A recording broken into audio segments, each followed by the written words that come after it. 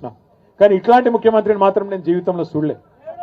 ఏం మాటలు అవి, ఎంత వెకిలి వేషాలు. ఎవరైనా ఒక్కసారి ఆలోచన చేయండి. ఏమయ్యా ముఖ్యమంత్రి గారు 4,000 రూపాయల పెన్షన్ ఏమైందంటే ఏమంటాడు, నీ గుడ్లు వీకి గోటీలు ఆడతా. మరి మా ఆడబిడ్డలు ఏమైనా 2,500 అంటే నీ పేగులు తీసి మెడలు వేసుకుంటా. ఏమైందా ముఖ్యమంత్రి అమలు చేస్తలేవు 6 గ్యారంటీలు అంటే నన్ను ఢిల్లీకి పోతే చెప్పులు ఎత్తుకపోతానేమని దొంగ లెక్క చూస్తున్నారు. ఇక ఈయన మన ముఖ్యమంత్రి మన కర్మానికి. లంకె బిందెలు ఉంటాయనుకొని సెక్రటేరియట్కి వచ్చిందంట. లంకె బిందెలు ఉంటాయనుకొని సెక్రటేరియట్కి వచ్చిందంట. వెనకటికి ఎవడో ముఖం బాగాలేకపోతే అద్దమ్మలో కొట్టిందంట. గట్లున్నది ఈయన కథ. ఎందుకు చెప్తున్నా ఈ మాట అంటే, ఒకటే దొంగ ప్రచారం నేర్చుకున్నారు కాంగ్రెస్ వాళ్ళంతా.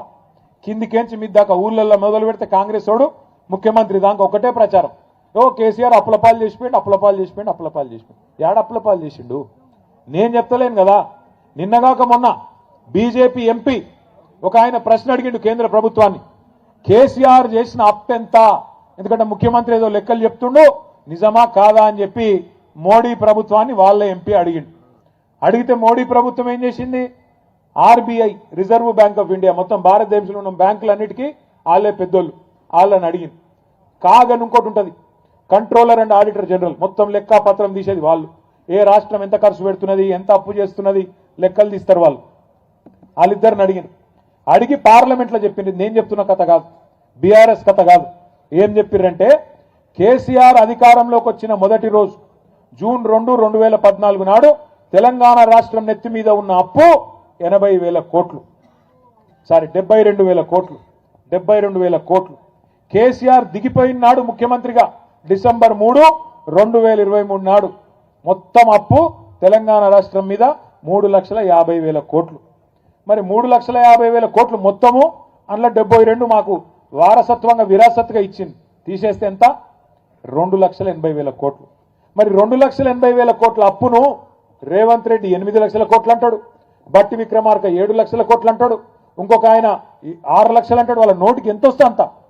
ఇలా కేంద్ర ప్రభుత్వం చెప్పే కాగి లెక్కలు నిజమా, ఈ సన్నాసులు చెప్పే కాకి లెక్కలు నిజమా, ఊరూర చర్చ పెట్టాల్సిన బాధ్యత మన మీద ఉన్నది. అవును కేసీఆర్ అప్పు చేసిండు, 2,80,000 కోట్ల అప్పు చేసిండు. ఏం చేసిండు మరి అప్పు చేసి? 73,000 కోట్ల రూపాయలు రైతుల ఖాతాల్లో రైతు బంధు రూపంలో టింగు టింగు మన నాట్లేసే టైంకు పడ్డాయా లేవా కేసీఆర్ ఉన్నప్పుడు? 2 సార్లు రుణమాఫీ, 30,000 కోట్లతో రుణమాఫీ చేసిండు. 2 సార్లు లక్ష రూపాయలు. అట్లాగే 93,000 కోట్ల రూపాయలు పెట్టి కాళేశ్వరం ప్రాజెక్టు కట్టిండు. 27,000 కోట్ల రూపాయలు పెట్టి పాలమూరు రంగారెడ్డి ఎత్తిపోతల పథకం బ్రహ్మాండంగా 90% పూర్తి చేసిండు. మీ జిల్లాలో దామెర చెర్లలో విద్యుత్ కేంద్రం, అతి పెద్ద విద్యుత్ కేంద్రం భారతదేశంలోనే, ఇవాళ 40,000 కోట్ల రూపాయలతోని ఇక్కడ కట్టిండు.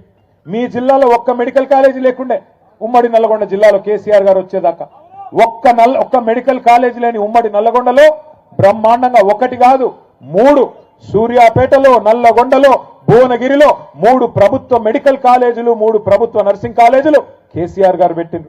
అప్పు చేసిండు. అవును 1,022 గురుకుల పాఠశాలలు పెట్టిండు.